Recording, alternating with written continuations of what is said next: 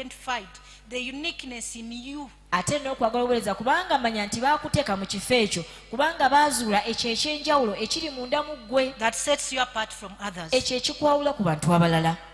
Naye sooka weekyuse But you first transform yourself olyoke okyuse abalala. so that you can transform others. Every day Buli be kaseera cautious. beera nga Omwoyo ofaayo. omutukuvu The Holy Spirit, atubuulira bwe tuba tukoze ensobi He tells us whenever we make aga mistakes. naye awo wayiseewo He said, but there you, noddayo ne you weegayirira and then you go back and noba intercede. Mukama nsonyiwa He said, please forgive me, God, because nabadde simanyi maybe I overreacted. kubanga I didn't know oba oliawo nayisewo we nandikomye. Yes.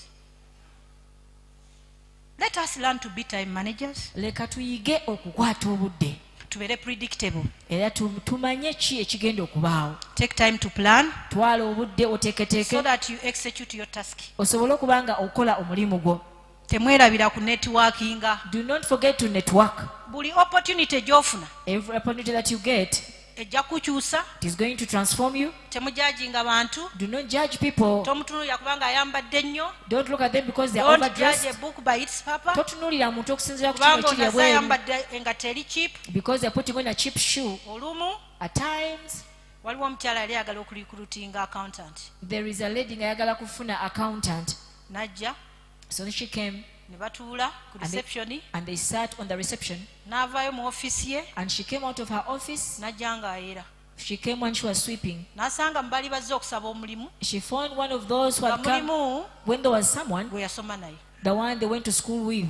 N'amutunuulira bw'ati And then she looked at her n'amugamba and then told her, naye nga wali weepanka nnyo ku ssomero but you were so proud at school. era wagamba g'ogenda kubeera top manager. And you said that you're going to be a top manager. So kuno okwera kuno ye top management. And so sweeping, this is being a top manager. Kubanga ono mu ndowooza ye alaba nti okwera Because in her oba mind she omuntu thought sweeping okulongoosa church bathrooms or someone cleaning the church washrooms kimufuula omuntu owa wansi. makes them to be low people. N'agamba naye wali weepanka nnyo. And he said, but you're so proud. Anyway, totumalira budde. And we don't waste our time. Tuzze kulaba manager. We have come to see the manager. Been invited to come and do an interview. Twayitiddwa okujja okukola interview. Amugamba, okay, manager yangambye mundekere empapula zammwe. And so the manager told me to leave me with your papers. Ono n'amugamba nze siyinza kuwa mpapula zange. This one said, I cannot give Oli you my mukwera. papers. You're sweeping. Ate oli mu And zange. you ask him for my Let me papers. wait for the manager. Leka ninde manager. N'agenda ne ku wokusatu. She went even on the third one. N'amugamba mpa empapula zo. And said, give me your papers. Manager yangambye The manager told me nzitwale. so that I can take your papers. Ono abadde awulira oli by'ayogera. Even this one had what the Naye other was speaking. n'ayongerako. And she added on to Sijja that, kuwa mpapula I will zange. not give you my papers. N'agenda ku wokusatu. And she went on the third person. Wokusatu humble. The third one went N'akwata towards it, empapula ze. got hold of the papers. Talina kye yayogera. She didn't say anything. N'azimuwa. And then she handed in the papers. Ono n'aziyitamu. And this one passed through the papers. Abaaziyitamu. As she was passing through the papers, Ono omulala n'abuuza kati olina mu kusoma mpapula za muno. the others say, why are Otumalira you obudde. you're wasting our time? Oluvannyuma lw'ekyo After that, omukyala n'ayita omwami the lady called the yali man mu ofiisi who was in the office n'amugamba jangu and told him, come, badde nkusaba otwale omukyala ono mulage entebe wagenda okutuula. take this lady and take her where she's supposed to sit. Ye accountant gwe tugenda okuhayalinga. Is the accountant that we are going to hire. Bonna ne beekanga. And they were all shocked. Kati ne bamala ne babuuza ono And ono then- avuddewo. And then after they asked the other one, Ne bamubuuza and they asked her, oyo abadde ayera agambye nti ono agenda atuula ani eri yaani. and he said, who is that person who was sweeping, and then told the other one to go and sit in the other chair. Ne babagamba ye chief executive officer. And then they said, that is the ED of this organization. So So, in leadership obukulembeze, let us not judge. sorry, Let us not judge leka tuleme kusala musango the book by its cover. okuba okutunuulira omuntu okusinziira ku ekyo kikyali ebweru. Ekisembayo Lastly, oba ekisembayo. Let us balance interests of the church. leka tubeere nga tugeraageranye ebyo ekkanisa bye yeetaaga okuba nga bisukkulumwa And other obligations like family. n'emirimu emirala nga family. Abaana baffe tubateekeko omutima. Let us put much emphasis onto our children. You'll find nti abaana abasinga ababaweereza You find most children of ministers, bwe tuba tetutaddeeyo mutima if you don't even look at them, be basinga okufuna okusoomoozebwa. are the ones that are most challenged. I have a daughter Nina muwala wange, asomera ku Ndejje. she goes to Ndeje. By grace of God Olw'ekisa kya Katonda, alimu obuweereza. She's piano musumba amanyi. she plays the piano. Yaŋŋamba She told me, naye maama mami but mommy, b'abapastors, The children of the pastors, they don't know where they stand in salvation. tebamanyi wawe bayimirira mu bulokozi. I've cancelled some of them. Mbaddeko n'abamu benjogeddeko nabo, They are the most stubborn.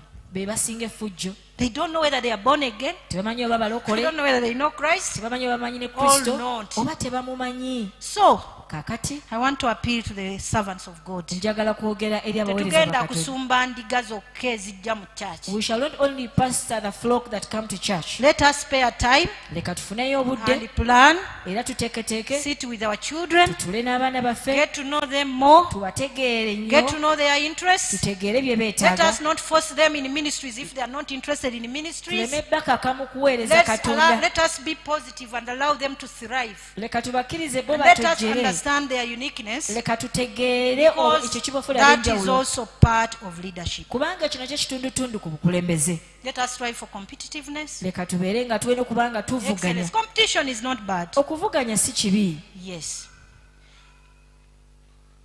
As I conclude, Nga mmaliriza, good leadership obukulembeze obulungi and stewardship rewards, ate n'obuwanika busasula, and it multiplies. ate bwekubaganyaamu.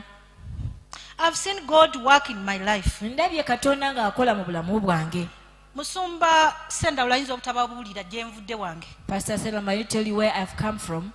Nzijukira nga nsoma maze okumala e Makerere. I remember after finishing at Makerere, Eyali headmistress yampeereza card nancongratulating. the one who was the headmistress called me and then congratulated me with the card. Nangamba congratulations on becoming a lawyer. N'aŋŋamba nti nkuyozaayoza gwe okufuuka munnamateeka. Naye bw'otuuka kozesa amateeka to serve the poor and vulnerable. But he told me nti when you reach there, use the law kubanga oweereza abaavu n'abo abatalina mwasirizi. Nali simanyi, I didn't know. nali namejalinga somewhere in human rights. I had majored mu ddembe ly'abantu. Naye nga simanyi nti I'm projectinga. But I didn't know that yali alina ate awalala Omuntu ajja wannengeza. kwebuuza, That you're going to ask yourself, omala atya n'ova mu bulamuzi is it fair to come from ne being a judge? weesanga ng'oli eno mu civil society. You find yourself in this other society. Nanzijukira ne yankolako interview I remember even though by then the president of Uganda Law Society. eyali omukulembeze wa Law Society. Yambuuza, He asked me, obadde mu kkooti ng'olamula, you have been in court and you've been a judge. osiba, you make orders. No kukola Eno ebiragiro. peeni eno ey'omulamuzi nkulu nnyo bw'amala okusayininga bw'ati This pen of the judge is very important. After signing, aditamininga ekigenda okubeera ku bulamu bwo, he determines what is going to happen unto your life. aditamininga oba osibwa mayisa, He determines whether you're going to be in aditamininga prison oba osibwa myaka or 5, you're going to be in prison for 5 years. ate nali siri mwangu And I wasn't easy. awe Buganda Road. There at Buganda Road. Era bw'ojja n'oba ng'ogenda kumpa onimbe, When you come and then you're going to write to me, bakusibeyo essaawa 8 I'll tell you to be arriving for 8 onookomawo hours. ombuulire ekituufu. Or then you come back and then you So tell me the in other truth. words, abo abalamuzi balina power singa bagikozesa bubi.